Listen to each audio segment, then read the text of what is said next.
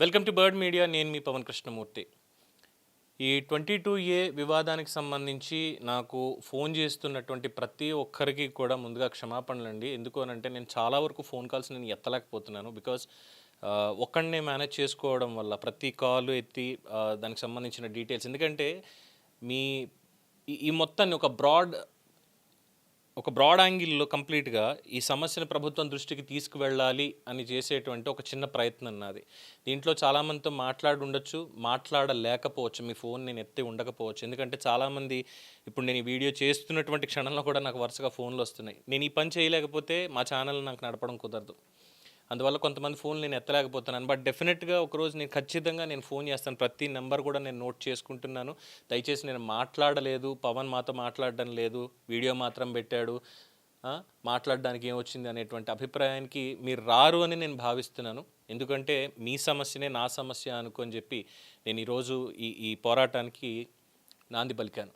నేనే కాదు, నాకంటే ముందున్నారు ఏబి వెంకటేశ్వరరావు గారు కానీ, నల్లమోతు చక్రవర్తి గారు కానీ, వీళ్ళు కూడా రాష్ట్ర వ్యాప్తంగా ఇది ప్రధానమైనటువంటి ఒక సమస్యగా దీని మీద వాళ్ళు పోరాటం చేస్తున్నారు. నేను అంత అబ్జర్వ్ చేయలేదు వాళ్ళు దీని మీద చేస్తున్నారు అని. కానీ నాకేదో ఒక రెండు కనిపించేసరికి 22A ప్రకంపనలు ఇవన్నీ మాట్లాడిన తర్వాత సరే దీన్ని మనం కూడా ఎందుకు తీసుకోకూడదు అని తెలిసిన తర్వాత తెలిసింది ఏబి వెంకటేశ్వరరావు గారు, చక్రవర్తి గారు దీని మీద ఆల్రెడీ ఎప్పటి నుంచో పనిచేస్తున్నారు అని.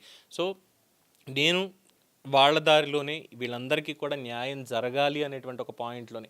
ఎందుకంటే ఒక్కొక్క సమస్య ఒక్కొక్కలా ఉంది చెప్పుకోవాలి అంటే. ఇందులో ప్రధానంగా చెప్పాల్సినటువంటిది ఏంటి అంటే, ఎప్పుడో 1936, 1900 ఇంకా తర్వాత ఇంకా ముందు చెప్పుకోవాలంటే ఉన్నాయి. ఈనాం భూములని ఇంకోటని ఇవన్నీ కూడా ఉన్నాయి. ఇందులో రకరకాల సెగ్మెంట్ల కింద ఉన్నాయి. ఇందులో రెవెన్యూ డిపార్ట్మెంటు, ఎండోమెంట్ డిపార్ట్మెంట్ కూడా భాగమై ఉంది. రెవెన్యూలో క్లియర్ అయితే ఎండోమెంట్లో క్లియర్ అవ్వదు, ఎండోమెంట్లో క్లియర్ అయితే రెవెన్యూలో క్లియర్ అవ్వదు. ఈ రెండిట్లోనూ క్లియర్ అయితే పోలీస్ డిపార్ట్మెంట్ వెళ్ళి అక్కడ కబ్జాల వాళ్ళని వెనక్కి తీసుకురారు. ఇలాగా చాలా వస్తున్నాయి. అలాగే ముఖ్యంగా ఈ స్థల యజమానులు ఎవరైతే ఉన్నారో, ఈ పట్టా భూమి అది వ్యవసాయందైనా ఇంకొకటైనా 22Aలో సబ్సెక్షన్ ఒక్కొక్క దానికి ఒక్కొక్క రకంగా పెట్టుకుని వెళ్తారు సార్. 1B అని ఇంకోటి ఇలాగా. వీటిల్లో ఉన్నటువంటి వాళ్ళు చెప్పేది ఒక్కటే, నాన్న మాకున్నది ఎప్పుడో మా నాన్న మాకు ఇచ్చింది, లేదంటే మా తాత మాకు ఇచ్చింది, ఇవన్నీ పట్టాలు, ఆ తర్వాత పాస్ పుస్తకాలు ఇవన్నీ వస్తున్నాయి. ఇన్ని సంవత్సరాలుగా మేము వాటి మీద పన్ను కడుతూనే ఉన్నాం. అయినా సరే క్రయ విక్రయాలకి ఇది లేకుండా మాకున్నటువంటి జీవనాధారం అదొక్కటే. నా కుమార్తెకి పెళ్లి చేయాలి అంటే నేను అది అమ్ముకోక తప్పదు, కానీ మాకు అది లేకుండా చేశారు. నాకు 80 ఏళ్ళు, నాకున్నది అదొక్కటే. నేను దాని మీదే నేను ఏం చేసిన నా పోషణ కానీ ఏదైనా అదొక్కటే, నాకున్నది అదొక్కటే. దాన్ని అమ్ముకుందాం అంటే లేకుండా చేశారు. ఎన్నిసార్లు తిరిగినా ఏం చేసినా పని అవ్వట్లేదు అని ఎంతోమంది చెప్పారు. అలాగే మిలిటరీకి సంబంధించినటువంటి వాళ్ళు ఎంతోమంది వాళ్ళు కూడా ఫోన్ చేశారు. 77 ఏళ్ళు అనుకుంటా, ఆయనకి పేరు గుర్తులేదు, పొద్దున మాట్లాడారు. అంటే మరి బాధని వెళ్ళగక్కాలనేటువంటి ప్రయత్నంలో ఉన్నది మొత్తం చెప్పుకుంటూ వచ్చారు. కలెక్టర్ దగ్గరికి వెళ్ళాము, ఇంకో చోటుకి వెళ్ళాము, 6 సార్లు అర్జీలు పెట్టాము, ఇన్ని చేసాము, అయినా సరే మాకెక్కడ న్యాయం జరగడం లేదు. ఇలాగ రాష్ట్ర వ్యాప్తంగా ఎంతోమంది ఫోన్ చేశారు. ప్రతి ఒక్కళ్ళు మాకు సలహా ఇవ్వండి, ఏం చేయాలి అంటే నేను అశక్తున్నమ్మా. ఏం చేయాలన్నా ఏమున్నా కానీ అది ప్రభుత్వంలో ఉన్నటువంటి పెద్దలు, ముఖ్యమంత్రి గారు దీని మీద ప్రత్యేకమైనటువంటి దృష్టి పెట్టాలి. ఇక ఆ తర్వాత చీఫ్ సెక్రటరీ దగ్గర నుంచి VRO వరకు ప్రతి ఒక్కళ్ళు తప్పే చేస్తున్నారు. ఈ పర్టికులర్ అంశంలో తప్పే చేస్తున్నారు. అన్నట్టు రెవెన్యూ డిపార్ట్మెంట్ అంత లోపభూయిష్టం ఇంకోటి లేదు. దాని తర్వాత ఎండోమెంట్స్ డిపార్ట్మెంట్ దీంట్లోకి వస్తుంది. ఇది ఆలయాల నిర్వహణ గురించి కాదు, ఈ భూముల డిస్ప్యూట్స్కి సంబంధించిన దాంట్లో 100% ఎవరు కూడా పనిచేయడం లేదు. ఎందుకు చేయట్లేదు అంటే ప్రతి ఒక్కళ్ళు చెప్పేది ఒక్కటే, బాధితులు చెప్పేది ఒక్కటే, ఏముందండి కొంతమంది ఈ తరంలో ఉన్నటువంటి వాళ్ళు, కొంతమంది ఎలాగో రేపు పొద్దున్న ఇది తీరుతుందో లేదో తెలియకుండానే వాళ్ళు వెళ్ళిపోతారు. ఆ తర్వాత ఇంకా వాళ్ళు ఎవరు లేరు, వారసులు ఉండరు, ఇవన్నీ 22లో ఏలో ఉన్నాయి కాబట్టి ఇది ప్రభుత్వ భూములే అని చెప్పేసి ముందంటారు. ఆ తర్వాత మళ్ళీ కింద ఉన్నటువంటి వాళ్ళే కుమ్మక్కయ్యి అది 22ఏలో లేదు, ఇదిగో ఇది ఫలానా వాళ్ళకి దఖలపడిందని ఇచ్చేసుకుంటారు. ఇదొక కబ్జా పర్వం. ఇందులో డబ్బులు ఉన్నటువంటి వాళ్ళు, అధికారులు వీళ్ళే కలిసి చేస్తున్నారు అన్నటువంటివి కోకొల్లలుగా చెప్పారు. ఎంతోమంది ఫోన్లు చేశారు. అందరి పేర్లు నేను చెప్పలేకపోవచ్చు. గంగధారి భాస్కర్ గారు, వి కృష్ణారావు గారు, బెజవాడ కృష్ణ గారు, ఝాన్సీ గారు, తర్వాత శ్రీరాములు గారు, యాలాల జగ్గారావు గారు, సాంబశివరావు బత్తుల, వెంకట్రాముడు గారు, కోడూరు చంద్రయ్య గారు, శ్రీనివాసరావు గారు, మురళీకృష్ణ గారు, బాలాజీ నాయుడు గారు, పివిఎన్ రాజగోపాల్ గారు, ప్రభావతి గారు, ముక్కు రాఘవరెడ్డి గారు, డిపి నాయుడు గారు, అప్పారావు గారు, తర్వాత Karaka Govind, Velugula Shiva, Kuchi Venkata Krishnamanaidu, K Ramakoteswararao, Stalin Tallapaneni, Chakal Narasanna, Vijayawada ration dealer గారిని ఎవరో ఫోన్ చేశారు, వాళ్ళకు కూడా ఉందేమో. అలాగే తాతపూడి నుంచి బులిరాజు రాజారావు గారు అని చెప్పి ఆయనది వేరే స్టోరీ ఉంది, అది ఇంకా చాలా డిఫరెంట్ అది. తర్వాత KP Srinivasulu, Ravikumar తాటికోల,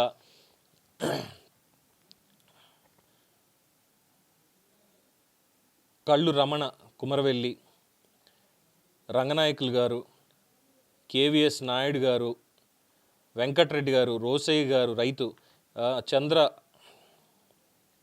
Kuluru, yes Venkataramayya,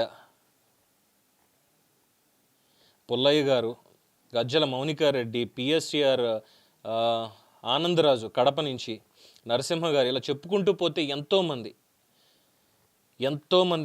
missed calls ఉండి ప్రతి ఒక్కళ్ళు శ్రీకాకుళం దగ్గర నుంచి మొదలు పెడితే అనంతపురం దాకా. అనంతపురంలో ఇవాళ ఇంకొక స్టోరీ కూడా వచ్చింది. ఏంటంటే గత 36 ఏళ్ళు 40 ఏళ్ల నుంచి తెలుగుదేశం పార్టీతోటే ఉన్నారు వాళ్ళు. అలాంటి వాళ్ళకి సంబంధించిన దాంట్లో తెలుగుదేశం పార్టీకి సంబంధించినటువంటి కొంతమంది, ఆవిడ ఒంటరి మహిళ పాపం, ఎలాగైనా వాటిని కబ్జా చేసుకోవాలని చెప్పి రాళ్ళు పాతేశారట. ఏం చెప్పాలి ఇంకా? అది అక్కడ నేతలు చూసుకోవాలి. రాయచోటి దగ్గర ఎక్కడో చెప్పారు, అదొకటి చూసుకోవాలి. తర్వాత నూజివీడి నుంచి వెంకటేశ్వరరావు గారు, ఇలా ఇగో ఇప్పుడు కూడా కాశీబోయిన సత్యనారాయణ గారని ఆయన కూడా ఫోన్ చేస్తున్నారు. ఒకసారి ఈ కాల్ లైవ్లోనే తీసుకుంటాను ఒకసారి. హలో నమస్కారం సార్. సత్యనారాయణ గారు నమస్కారం అండి, చెప్పండి. అదే రంగనాయకులు సార్, నా పేరు ఉదయం ఫోన్ చేశాను. రంగనాయకులు గారు, సారీ, చెప్పండి. కొంచెం అదే సార్, నాకు మీ వల్ల నాకు న్యాయం జరుగుతుందని ఆలోచిస్తున్నా సార్. మీ ఇబ్బంది ఏంటి చెప్పండి సార్. అదే సార్, నంద్యాల డిస్ట్రిక్ట్ పాండ్యంలో నాకు భూమి అలాట్ అయింది. నాకు 84 సంవత్సరాలు. రంగనాయకులు నా పేరు. Ex service man sir. అవునవును. ఆర్మీ. నాకు 50 సంవత్సరాలు అయింది సార్ ఆ భూమి నా అందులో బట్టి. కానీ అది 22 ఏళ్ళు వేశారు. 2020 ఇప్పుడు 5 సంవత్సరాల నుంచి నేను తిరుగుతున్నా సార్. అధికారులు ఎలాంటి జవాబు చెప్పడం లేదు. జేసీ దగ్గరికి వెళ్ళాను, ఆఖరికి ల్యాండ్ కమిషనర్ దగ్గరికి కూడా వెళ్ళాను. ఆయన లెటర్ పంపించారు కలెక్టర్ గా. అక్కడ వెళ్తే లెటర్ మాకు ముట్టలేదు, వాళ్ళు చూపుతున్నారు. అదే సార్, నేను ఇదే మాట్లాడుతున్నానండి. ఇప్పుడు అదే మనం వీడియో చేస్తున్నాను దీని మీద. చాలామంది ఫోన్లు నేను ఎత్తకపోవడం లేదు అంటే ఎంతోమంది చేస్తున్నారు కాబట్టి గుర్తుపెట్టుకోవడం లేని మాట చెప్తూనే మీ గురించి కూడా వచ్చింది. సారీ రంగనాయకులు గారు, నేను చెప్తానండి. ఇది ఖచ్చితంగా ప్రభుత్వం చూస్తుందని ఎక్స్పెక్ట్ చేద్దాం. దీన్ని నేను మళ్ళీ మాట్లాడతాను sir. Thank you sir. Sorry, పేరు వేరే వచ్చింది. రంగనాయకులు గారు ఇందాక మీకు చెప్పినటువంటిది ఎక్స్ఆర్బీ మ్యాన్ అయింది. ఆయనకు వచ్చినటువంటి భూమి 22 ఏళ్ళు పడేశారు. సో ఇలాగా ఇంతమంది ఉన్నారు, చాలామంది. దాదాపుగా 3 నుంచి 4 వేల పైచిలకు ఫోన్ కాల్స్ ఎంతోమంది చాలాసార్లు చేస్తున్నారు. అందరి పేర్లు నేను చెప్పొచ్చు, చెప్పలేకపోవచ్చు, దయచేసి క్షమించాలి. కానీ చేసిన ప్రతి ఒక్కరికి కూడా ఈ ప్రభుత్వంలో న్యాయం జరగాలి అని చెప్పడానికే ఈ పోరాటం. సో ఇప్పుడు కాన్సెప్ట్లోకి వెళ్తే వీళ్ళందరి గురించి వీళ్ళు చెప్పే దాంట్లో పీజీఆర్ఎస్ అని పెట్టారు. లోకేష్ గారి అండర్లో నడుస్తుంది హ్యూమన్ రిసోర్స్ డిపార్ట్మెంట్ అందులోనే పీజీఆర్ఎస్ అని నడుస్తుంది. కలెక్టర్లు ప్రతి సోమవారం కూడా దీనికి సంబంధించినటువంటి అర్జీలు అవన్నీ కూడా తీసుకోవాలి. ప్రతి సోమవారం collector, joint collector, MRO, RDO, DRO, ఇంకా ఎంతమంది ఉంటారు అంతమంది అక్కడ కూర్చొని ఇదేంటి సమస్య దాని మీద నోటిఫై చేసి ఇవన్నీ చేసుకుంటూ వెళ్ళాలి. వెబ్లాండ్లో కనిపిస్తేనేమో ఇక్కడ పట్టాలు ఉంటేనేమో వెబ్లాండ్లోకి ఆన్లైన్ చేయట్లేదు. అలాగే మ్యూటేషన్ ఎలా చేస్తారని కూడా చాలామంది అడుగుతున్నారు. అయితే ఇక్కడ ఈ కేసుల్లో 22A కేసుల్లో ప్రధానంగా వీళ్ళందరూ మేజర్ పాయింట్ ఏం చెప్తున్నారో తెలుసా? కలెక్టర్ నుంచి వెళ్తే కలెక్టర్ ఏమో ఆర్డీఓకి పంపిస్తారు, ఆర్డీఓ నుంచి మళ్ళీ జేసీ దగ్గరికి వెళ్తేనేమో ఇంకో చోటకి, అక్కడి నుంచి ఎంఆర్ఓ దగ్గరికి వెళ్తే ఎంఆర్ఓలు చేసే పని నవ్వుతున్నారు. ఒక వెకిలి నవ్వుతున్నారు. ఇది నేనేమీ సొంతంగా చేసేటువంటి వ్యాఖ్య కాదండి. బాధితులు కావాలంటే ప్రతి ఒక్కళ్ళది నేను ఒక రోజు ఖచ్చితంగా పెడతాను. పొద్దున్నుంచి సాయంత్రం దాకా ప్రతి ఒక్కళ్ళతోటి మాట్లాడి అదే వీడియోలు నేను ఇందులో వేస్తా, నో డౌట్. వాళ్ళకి ఇబ్బంది ఏంటి అనేది చాలా స్పష్టంగా వాళ్ళ మాటల్లోనే డాక్యుమెంట్తో సైతం చాలామంది పంపించి కూడా ఉన్నారు. వాట్సాప్ చేసినటువంటి వాళ్ళకి సంబంధించి చూస్తే కరీం గారు అని చెప్పి చేశారు. నంద్యాల డిస్ట్రిక్ట్ నందికొట్కూరు తాలూకా పగిడ్యాల మండలం లక్ష్మాపురం విలేజ్ నుంచి 1973లో land vacation SC house remaining land 22A, serial number 41714172. Even today not solved. Passbook ROR and Adangal online having as revenue department corruption 100% sure. తర్వాత ఒక ఆయన మనకు వాయిస్ మెసేజ్ పంపించారు, ఒకసారి దాన్ని వినిపించే ప్రయత్నం చేద్దాం. సార్ నమస్కారం, నా పేరు రాజగోపాల్ అండి, ఆంధ్రప్రదేశ్ నుంచి విజయవాడ. ఇప్పుడు జీవో నంబర్ 306 డేటెడ్ 25 మే 2026న హౌస్ సైట్ అసైన్మెంట్ హౌస్ సైట్స్ది ఇచ్చింది గవర్నమెంట్. రిజిస్ట్రేషన్ చేస్తారు, 10 ఏళ్ళు దాటితే ఎలిజిబిలిటీస్ ఉన్నాయని. కానీ ఇంతవరకు దాన్ని వాస్తవిక దృక్పథంతో ఎస్ఆర్ఓస్ దగ్గర ఎక్కడ ఇంప్లిమెంట్ చేయట్లేదు. రోజు మనం మానిటర్ చేస్తూ వర్క్ చేసుకుంటూ మానిటర్ చేస్తున్నాం, కానీ ఇది ఇంప్లిమెంటేషన్ కావట్లేదు. సో దయచేసి మీరు ఈ ఇష్యూ మీద కూడా మీ యొక్క దీంట్లో ప్రసారం చేయగలరని ఆశిస్తున్నాను. తప్పకుండా రాజగోపాల్ గారు, తప్పకుండా ఇది ప్రభుత్వం దృష్టికి తీసుకెళ్దామండి. సో అది ఒకటి. తర్వాత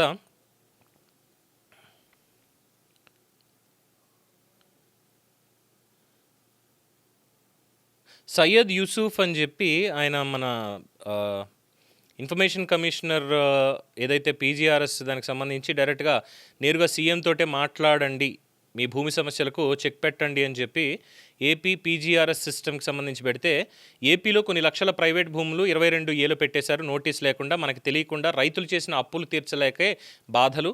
ప్రభుత్వ అధికారులు వీఆర్ఓ నుండి కలెక్టర్ దాకా పంచుకోవాలి అని అందరికీ వీఆర్ఓ అధికారి సిగ్గు లేకుండా చెప్పినాడు. ఒక ఎకరాకి 50,000, మాకు 3.14 భూమి ఉన్నది అంటే 1,50,000 ఇవ్వాలి.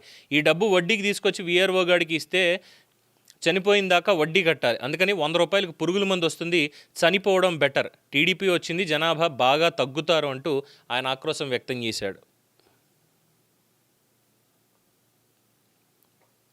అంటే ఇది తెలుగుదేశం పార్టీని విమర్శించడం ఇంకోటి కాదండి, జరుగుతున్నటువంటి అన్యాయం ఏంటనేది ఒకసారి చూడాలి. తర్వాత జి లక్ష్మణమూర్తి గారు ఎక్స్ ఆర్మీ భీమిలి విశాఖపట్నం నుంచి. అయ్యా, నేను ఎక్స్ ఆర్మీ 17 సంవత్సరాలు చేసి రిటైర్ అయ్యాను. నాకు 3 ఎకరాల ల్యాండ్ జీవో నెంబర్ 743 ప్రకారం 1990లో ఇచ్చేశారు. 2008లో 22A నుండి తీసేసి జీవో 1117 ప్రకారం ఎన్ఓసి ఇచ్చి మరలా 2017లో 22A జాబితాలో పెట్టి ఎన్ని వినతి పత్రాలు ఇచ్చినప్పటికీ 22A నుంచి తీయలేదు. నా వయసు ఇప్పుడు 61 సంవత్సరాలు వచ్చింది. నాకు అన్ని పేపర్లు ఉన్నాయి, నా సర్వీస్కి అన్నిటికీ అర్హుడను. అదే సైట్లో ప్రస్తుతం ఉంటున్నాను, నా పొజిషన్లోనే సైట్ ఉన్నది. ఏ అవసరానికి అమ్ముకునే పరిస్థితి లేదు, జాబ్ లేదు, ఎటువంటి అభివృద్ధికి నోచుకోలేని పరిస్థితి సార్, మీ సహాయం కావాలని అడుగుతున్నారు. నేను ప్రభుత్వం చేయాల్సిన పనిని నాలాంటి ఒక సామాన్యుడి దగ్గరికి వీళ్ళు వస్తున్నారు ఒక చిన్న మాట చెప్పినందుకు. మరి ప్రభుత్వం ఏం చేస్తోంది ఇక్కడ? తర్వాత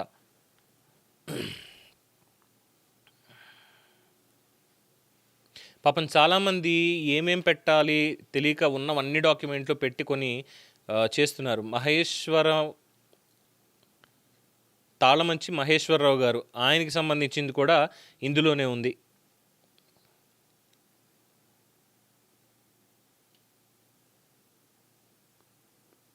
కొవ్వూరుకు సంబంధించి రామానుజపురం, కొండాపురం, తలమించి మహేశ్వరరావు.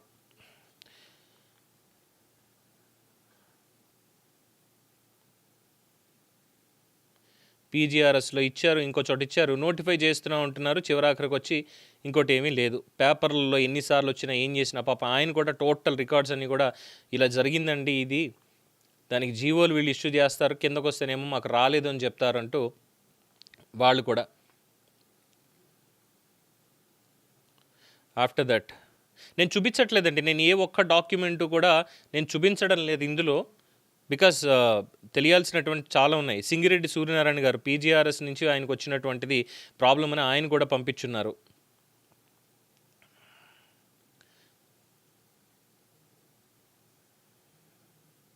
విజయనగరం మరువాడ గ్రామానికి సంబంధించి యాక్షన్ యాక్సెప్టెడ్, తహసీల్దార్ అర్జీపై విచారణ జరిపి తగు చర్యలు తీసుకోండి, అంతే, అంతకుమించి ఇంకేం ఉండదు.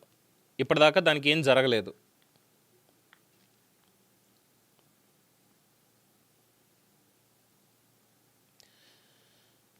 కాకినాడ పిఠాపురం 1258 22A సార్ 116 గంట పోలీస్ కాకినాడ డిస్ట్రిక్ట్ పిఠాపురం మండలం ఫార్మింగ్ సర్వే నెంబర్ 116 1258 22A గంట వీరబాబు ఆయనకి సంబంధించింది కూడా ఇందులోనే పడింది. శ్రీ సాయి శక్తి అని పాపం వాళ్ళు స్పందించారు, వాళ్ళు పంపించడానికి చూశారు, నేను రిప్లై ఇవ్వలేదని. తర్వాత వాళ్ళు కూడా ఇంకేం డీటెయిల్స్ పంపించలేదు.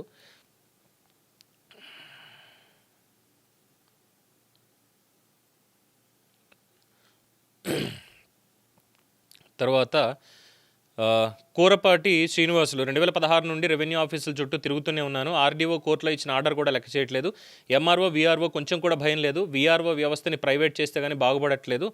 వీఆర్ఓకి ఒక టార్గెట్ నియమించాలి, ఆ టార్గెట్ లోపు అని కంప్లీట్ అయిపోవాలి, కానీ ఆ పని కాలేదంటే వివరణ ఇవ్వాలి. అది ఎంఆర్ఓ తప్పైతే ఎంఆర్ఓ మీద ఇమీడియట్గా యాక్షన్ తీసుకోవాలి. అలా అయితే వ్యవస్థ బాగుపడుతుంది. ఒక్క నెలకి ఒక మండలం చొప్పున కలెక్టర్ అబ్జర్వేషన్లో ఉంటే చాలా వరకు 99% సమస్య అనేది రాదు అని ఆయన సొల్యూషన్ కూడా చెప్తున్నారు. ఆయనకి కూడా ఇలాగే ఉంది పరిస్థితి. ఈయన కూడా చెప్పారు, ఎంఆర్ఓ వీఆర్ఓ నవ్వుతున్నారండి మొహం మీద, ఇదేం తేలదు పెద్ద ఆయన అని. జేసీల దగ్గరికి వెళ్తే కోర్టుకి వెళ్ళండి అంటున్నారు. ఇది సివిల్ మ్యాటర్ అవుతుంది, మీరు కోర్టుకి వెళ్ళండి. ఈనాం భూములు అవనివ్వండి, ఇంకొకటి అవనివ్వండి, ఏదైనా సరే. తర్వాత డిపి నాయుడు గారు, hello sir, I saw your presentation in bird TV and I am retired agriculture professional and one of the victim of 22A in Nellore district. I am trying my level best to redress my case, but today's system failure clearly understand in the field level, since no monitoring mechanism on the field staff attendance and their attitude discipline. Applied 2 times in PGRS Me Seva, manual application to MRO, but no progress yet all. The government publicity more and doing less. Thanks and regards. Kindly help the victims through your media and need more episodes. I also joined in the platform, namely Center for Liberty 22A Victims, headed by Sri A.B. Venkatesh Rao, retired DIG. Revenue క్లినికల్లో అర్జీల నమోదును పరిశీలించిన Guntur collector, అలాగే CS Sai Prasad పరిశీలించారు అంతే.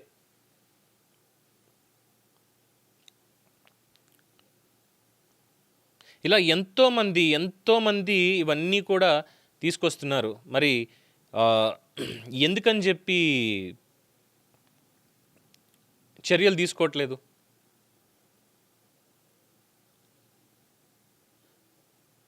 పేపర్లో ఎన్నో పేపర్లో వాటిల్లో కూడా ఆర్టికల్స్ వస్తున్నాయి, రైతు ప్రాణానికి విలువ లేదా అని చెప్పని. ఇలా 22A ఒకటే కాదు, ఇంకా చాలా ఉన్నాయి. నిన్న కూడా ఒకటి చదివి చెప్పాం కదా, గుర్ల మండలానికి సంబంధించి, అది ఒకటి. సింపుల్గా ఎస్, ఇక్కడ నేను కావాలంటే ఒక స్క్రీన్ షాట్ నేను తర్వాత నేను తెప్పించి మరీ చూపిస్తాను. డైరెక్ట్గా కలెక్టర్ సివిల్ మ్యాటర్, ఇది మీరు కోర్టుకి వెళ్ళండి అని. 22Aకి మాత్రమే సంబంధించింది కాదు, గతంలో ఏదైతే దీనికి మూలమైందో, చిత్తూరులో తిరుపతి దగ్గర ఉన్నటువంటి ఒక రైతు కావచ్చు, అతని మామిడి తోటనో చిన్నపాటి తోటని ఎప్పటి నుంచో 100 సంవత్సరాల పైచిలకు సాగు చేసుకుంటున్నటువంటి భూమిని కబ్జా చేశారు ఈరోజు. దానికి సంబంధించి మొట్టమొదటి అడుగు పడింది ఈరోజు మనకి రైతులకి ఏదైనా చెయ్యాలి, వాళ్ళకి ఈ సమస్యలు లేకుండా ఉండాలి అని చెప్పి. ఎందుకంటే కూటమి ప్రభుత్వం వచ్చింది, నిబద్ధతతో నిజాయితీతో చంద్రబాబు నాయుడు గారు, పవన్ కళ్యాణ్ గారు పనిచేస్తారు కాబట్టి వాళ్ళకి న్యాయం జరుగుతుంది అన్నటువంటి ఉద్దేశంతో అక్కడి నుంచి తవ్వి తీస్తూ ఉంటే ఎంత దూరం వెళ్తోంది అంటే ఇప్పటి నుంచి కూడా కాదు, అంటే ఈ వ్యవస్థని, ఎంఆర్ఓ విఆర్ఓ వ్యవస్థని, అలాగే అక్కడ ఉండేటువంటి సర్వేయర్లని, ఆర్డీఓలని, డిఆర్ఓలని, వీళ్ళందరినీ కూడా ప్రతి ఒక్కళ్ళని స్క్రూటినీ చేయాల్సిందే, ప్రక్షాళన జరిగి తీరాల్సిందే. దీంట్లో వాళ్ళు వీళ్ళనేం లేదు. ఏమనంటే మాకు ఎమ్మెల్యే గారి దగ్గర నుంచి అక్కడ ప్రెషర్ ఉందని కొంతమంది, లేదంటే ఇంకోటి అని వీళ్ళు చెప్తున్నారట. కానీ అక్కడికి వెళ్తేనేమో ఎమ్మెల్యేల దగ్గరికి వెళ్తే, ఏమైనా కలెక్టర్ గారికి చెప్పాను ఆల్రెడీ మీ గురించి, ఇది ఆల్రెడీ ఇక్కడ మాట్లాడారు, కలెక్టర్ గారి దగ్గరికి వెళ్ళాలంటే కలెక్టర్ నుంచి వీళ్ళ దగ్గరికి రావడం, మళ్ళీ వీళ్ళ దగ్గరే లోపాయికారి ఒప్పందాలు ఏమున్నాయని తెలియాలి. మరి వీళ్ళు ఏం చేస్తున్నారు, ఏసీబీ వాళ్ళు ముఖ్యంగా ఏం చేస్తున్నారు, ఈ 22A కాదు మొత్తం రెవెన్యూకి సంబంధించి అసలు ఏం జరుగుతోంది అనేది ఏసీబీ వాళ్ళు ఏమైనా పట్టించుకుంటున్నారా అని కూడా చాలామంది ఇందులోనే ప్రశ్నించడం జరిగింది. లక్షల మంది ఉన్నారు ఈ 22A అనే దానికి సంబంధించి, లక్షల మంది ఉన్నారు. కోర్టుకి వెళ్ళండి అని సింపుల్గా చెప్పేస్తే, కోర్టుకి వెళ్తే ఏమవుతుంది? సివిల్ మ్యాటర్లో కోర్టులకు వెళ్తే ఏం జరుగుతుందండి? ఇక్కడ కూడా అదే జరుగుతుంది. మరి దీనికి ఏంటి? సో ఇందాక కూరపాటి శ్రీనివాసులు గారు చెప్పినట్టుగా కలెక్టర్ గారు నెలకి ఒక మండలాన్ని స్పెసిఫిక్గా పెట్టుకొని చేస్తే ఏడాదిలో మొత్తం అంతా క్లియర్ అవుతుంది అంటున్నారు ఆయన. ఇంతమంది కలెక్టర్లు ఉన్నారు కదా, అడిషనల్గా కూడా పెట్టుకోండి, జేసీలు కూడా ఉన్నారు కదా, ఇద్దరు కూర్చోండి, నెలకి ఒక్క మండలమే పెట్టుకోండి, వేరే మండలాలు వద్దు, స్లాట్ పెట్టేసేయండి, ఫలానా రోజున ఈ మండలం తీసుకుంటున్నాము, మిగతావన్నీ తర్వాత చూసుకోవచ్చు. ఇవన్నీ క్లియర్ అయిపోతే మేజర్ తలకాయ వదిలిపోతుంది కదా. అప్పుడు ప్రభుత్వానికి సర్వే చేయాలన్నా, ఏ రికార్డ్స్ ఎలా ఉన్నాయన్నా ఈజీగా తెలుస్తుంది కదా. లేదు, గతంలో వాళ్ళు కూడా చెప్పేది ఇది 2016-17లో కూడా ఇలా 22A పెట్టారు అన్న దగ్గర అవి లిటిగెంట్ ల్యాండ్స్ ఉన్నాయి అనుకుంటే అది ఓకే ఫైన్. లేదు ఎంఆర్ఓలు, విఆర్ఓలు లేదంటే ఇంకెవరన్నా ఉండి మధ్యలో వాళ్ళు చేశారు ఇది అనుకుంటే అది కూడా ఫైన్. అన్యాయం జరగలేదు అని ఎక్కడ చెప్పట్లేదు, ఆ ప్రభుత్వం అయినా సరే. కానీ 100 ఏళ్ల తర్వాత భారీగా తీసుకొని చేస్తున్నాము అని చెప్పినటువంటి ఈ రీసర్వే ఏదైతే చేశారో, భూ సర్వే అని చెప్పి, భూరక్షణ హక్కు ఇది అని చెప్పి చేశారో 1924లో, ఒక రైతుని పిలవడం కానీ లేదు ఒక యజమానిని పిలవడం కానీ, ఆ పట్ట సర్వే నెంబర్లు ఉన్న రాళ్లన్నీ పీకేశారు, కొత్తగా వేసుకుంటూ వెళ్ళారు. దీనికి సంబంధించి కూడా మనం చూసాం కదా, సత్సాయి జిల్లా నుంచి శ్రీనివాస్ అని చెప్పి మనకు వచ్చి ఎలా చెప్పారనేది, ఏం జరుగుతుందనేది చాలా డీటెయిల్డ్గా. సో దాన్ని క్లియర్ చేయాలి అంటే, క్షేత్రస్థాయిలో పని జరగాలి అంటే పని చేయట్లేదు వీళ్ళు. ఇవాళ మరి దీనికి వస్తుందో లేదో తెలియదు, వీళ్ళందరూ దాంట్లోకి వస్తారో లేదో. ఉద్యోగ సంఘాల నేతలు 2 ఏళ్ళు అవుతున్నా సరే ఇంకా మాకు ఎటువంటి న్యాయం జరగలేదు, త్వరలోనే మేము సమ్మె బాట పట్టబోతున్నామని ఎక్కడ న్యూస్ చూసా. వీళ్ళందరూ ఇదే ఉద్యోగ సంఘాల్లోకి వస్తారు కదా, ప్రభుత్వ ఉద్యోగుల సంఘాల్లోకి వస్తారు కదా వీళ్ళు, సచివాలయం అనో ఇంకోటనో కాదు కదా. మరి వీళ్ళకి జీతాలు ఎందుకు ఇవ్వాలి? ఇలాంటి పనులు చేస్తున్నప్పుడు జీతాలు ఎందుకు ఇవ్వాలి వీళ్ళకి? జీతాలు తీసుకోవడానికి అర్హులా వీళ్ళు అసలు? ఇంకో మాట కూడా చెప్పారు, పొద్దున్న ఎప్పుడో 11-12 కల్లా మెల్లగా వస్తారు, సాయంత్రం 4 అయిందంటే వెళ్ళిపోతారు. ఇది చెప్తున్నటువంటిది. మరి ఎలా? ఈ సమస్యకి పరిష్కారం ఎక్కడ? ముఖ్యమంత్రి గారు సరే ఇప్పుడు సింగపూర్ పర్యటనలో ఉన్నారు, రెవెన్యూ మంత్రి గారి దగ్గరికి వెళ్ళారట కొన్నింటి గురించి. రెవెన్యూ మంత్రి గారు చెప్పినా కూడా పని అవ్వట్లేదు అంటే ఇక ఆయనకి ఇస్తున్నటువంటి వాల్యూ ఏంటి డిపార్ట్మెంట్లో? రెవెన్యూ శాఖలో రెవెన్యూ ఉద్యోగులు మంత్రి గారికి అనగానే సత్యప్రసాద్ గారికి ఏం వాల్యూ ఇస్తున్నట్టు? మంత్రి గారు చెప్పినా కూడా ఈ పరిష్కారం అవ్వట్లేదు. ఆఖరికి న్యాయస్థానాలు చెప్పినా కూడా పరిష్కారం అవ్వట్లేదు అంటే ఏం చెప్పాలి మరి? ఇది ప్రభుత్వంలో పాలకుల యొక్క తప్పు కాదు, ఇది పాలనాధిపతులు ఎవరైతే ఉన్నారో వాళ్ళ అబ్జర్వేషన్ అక్కడ అది కొరవడింది. చీఫ్ సెక్రటరీ దగ్గర నుంచి, రెవెన్యూ సెక్రటరీ దగ్గర నుంచి, ఐఏఎస్ ఆఫీసర్లే కదా వీళ్ళందరూ. రెవెన్యూ కార్యదర్శి అయినా ఇంకొకళ్ళు అయినా ఐఏఎస్లే కదా. మరి వీళ్ళ పొటెన్షియల్ ఏమైపోయింది? కింద వాళ్ళని అజమాయిషీ కాదు, పని చేయించడం. మీరు ప్రజలకి సేవకులుగా ఉన్నారు, ప్రజల తరఫున పాలనని మీరు నడిపించేటువంటి వ్యక్తులు. మరి మీ మీద ఇంతమంది ఎలిగేషన్స్ చేస్తున్నారు, మీ వ్యవస్థలో ఇదిగో ఇంత జరుగుతోంది, ఎవరికి ఆశపడి ఇదంతా చేస్తున్నారు అని. అంటే తెలంగాణలో ముట్టుకుంటే చాలు 100 కోట్లు 200 కోట్లు విలువైనటువంటి కేసులు ఈ మధ్య బయటపడుతున్నాయి. ఇవాళ కూడా మనం చూసింది ల్యాండ్స్ అండ్ సర్వేకి సంబంధించినటువంటి డెప్యూటీ డైరెక్టర్ ఎవరో నరహరి, కేజీల కొద్ది బంగారం. ఏపీలో ఎందుకని చెప్పి ఏసీబీ దాడులు ఇవన్నీ జరగట్లేదు అంటే అధికారులు ఎవరు ఎక్కడ ఏం సంపాదించుకోలేదా? అవినీతే జరగట్లేదా? ఇంతమంది ఫోన్ చేసి మరీ చెప్తున్నారంటే అయ్యా మమ్మల్ని ఇంత అడుగుతున్నారు, చాలా స్పష్టంగా చెప్పారు, ఎకరానికి 50,000 కావాలట అని చెప్పి ఇందులోనే మనకు పంపించినటువంటి మెసేజ్లో ఉంది. ఒక్కొక్క చోట ఒక్కొక్క రేటు. అందుకే రెవెన్యూ డిపార్ట్మెంట్ ఇది నాకు తెలిసి దేశం మొత్తంలో కూడా అత్యంత లోపభూయిష్టమైనటువంటి శాఖ ఏదైనా ఉందంటే ఫస్ట్ రెవెన్యూ డిపార్ట్మెంటే. ప్రక్షాళన జరగకపోతే ఎంతమంది ప్రాణాలు కోల్పోతారో, ఎంతమంది. సరే ఇగో ఇంకొక కాల్ తీసుకుని ఈ వీడియో ముగిస్తాను. హలో నమస్తే పవన్ అన్న, చెప్పండి అన్న. పవన్ గారు నేనే మాట్లాడుతున్నాను. వీడియో చూస్తుంటాను. నేనే మాట్లాడుతున్నానండి. అది వచ్చేసి నేను ఒంగోలు నుంచి కాల్ చేస్తున్నా. చెప్పండి. మాది 76వ సంవత్సరం, మా అమ్మగారు 76 సంవత్సరాలు రిజిస్ట్రేషన్ చేసుకున్నారన్న. మాది ఒంగోలు, 54 గజాలు 9 సెంట్లు. ఏరియా వచ్చేసి సెంటర్. చంద్రబాబు నాయుడు గారు వచ్చినా, ఇందిరాగాంధీ వచ్చినా కూడా మా సెంటర్ నుంచే బయలుదేరతారు, భాగ్యనగర్. ఇక్కడ వచ్చేసి అడగపోయి ఆర్టీఓ గారిని అడిగితే మొన్న ప్రజా దర్బార్ ఎమ్మెల్యే గారు పెట్టారు. ఆర్టీఓ గారిని అడిగితే ఇది గవర్నమెంట్ ల్యాండ్ పోరంబోకు అంటారు. 22A లో పెట్టారు. దానికి పరిష్కారం అనేది మరి చెప్పాలి కదా. పరిష్కారం ఇప్పుడు 22A లో పెట్టి ఇవన్నీ దేనికి? చంద్రబాబు నాయుడు గారేమో భూమి ల్యాండ్ సమస్యలే ఉండకూడదు 27కి అని అంటారు. అవును, ఆయన చూసాను ఇది మేము చేసేది కాదంటాడు. నిన్న మొన్నేమో కనిగిరిలో ఇక్కడ పొదిల్లో శ్మశానం రిజిస్ట్రేషన్ చేసేసారు. 2.28 ఎకరాస్ అన్న ఇది ఈ భాగ్యనగర్ ల్యాండ్. అది ఓకే, అందులో ఇల్లు కట్టుకొని ఉంటారు. ఓకే, నేను అంతకుముందు చాలా సార్లు స్టేట్ లో సోమవారం మీకోసంలో కూడా ఏదో చెప్తారు, మార్గం చెప్పరు. అంటే ఎవరి దగ్గర ప్రాబ్లమ్, ఎవరు ఇది క్రియేట్ చేస్తున్నారంటారు? ఇది నాకు తెలిసి వాళ్లే పెడతారు. ఇక్కడ విషయం ఏంటంటే నేను రెవెన్యూ డిపార్ట్మెంట్ లో ఎంఆర్ఓ ఆఫీస్ లోకి వెళ్ళి దీన్ని నకలు తీసుకుంటే ఇది గవర్నమెంట్ ల్యాండ్ అని కొద్దిగా ప్రింటెడ్ గా ఉంటది. దాని పక్కన మాత్రం శ్మశానం అని రాసి ఉంటది, చేతితో రాసినట్టుగా ఉంటది. దానికి పరిష్కారం ఇప్పుడు 2076-78 లో రిజిస్ట్రేషన్ చేసుకున్నారని అమ్మగారు.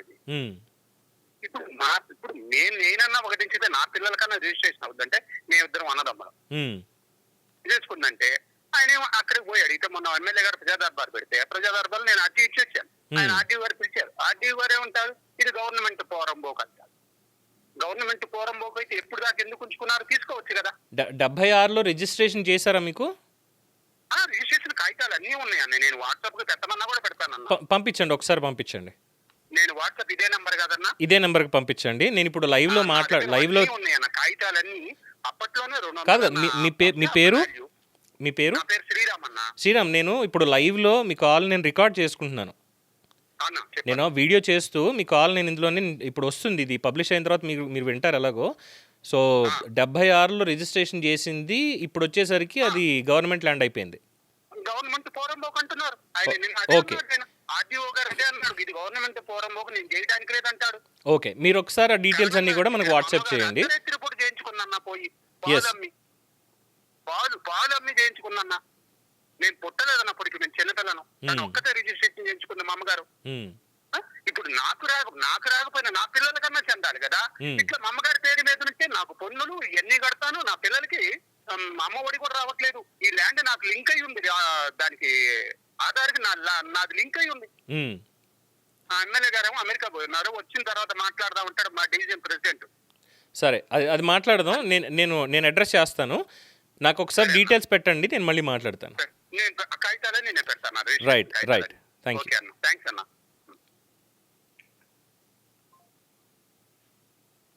I think this is enough.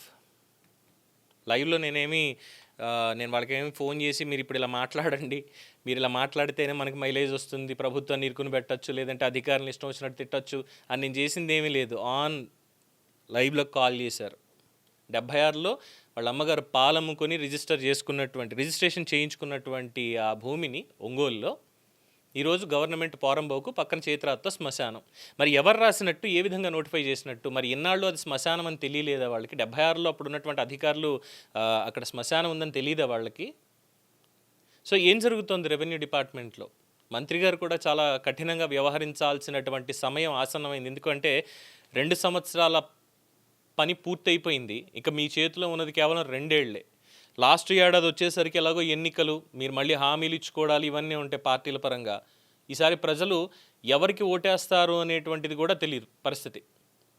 అటు కూటమికి వేస్తారా, ఆర్ ఆల్రెడీ ముంచేసినటువంటి వాళ్ళకి వేస్తారా? ఈ రెండిటికి కూడా ఉండదు ప్రత్యామ్నాయమా? ప్రస్తుతానికైతే లేదు. మరి ఈ 2 ఏళ్లలో ఏమన్నా మీరు చేసి వీళ్ళకి న్యాయం చేసినట్లయితేనే ఈసారి ఓట్లు అనేవి మీకు ఉంటాయనేది గుర్తుపెట్టుకోండి. This is not against the government, but గవర్నమెంటులో పని చేస్తున్నటువంటి వాళ్ళకి ఇది వ్యతిరేకంగానే మాట డెఫినెట్గా. ఎందుకంటే వాళ్ళు సరైనటువంటి పని చేస్తే ఈ ఫోన్ మూగబోయి ఉండేది, ఈ పాటికి ఒక్క ఫోన్ కాల్ కూడా వచ్చి ఉండేది కాదు.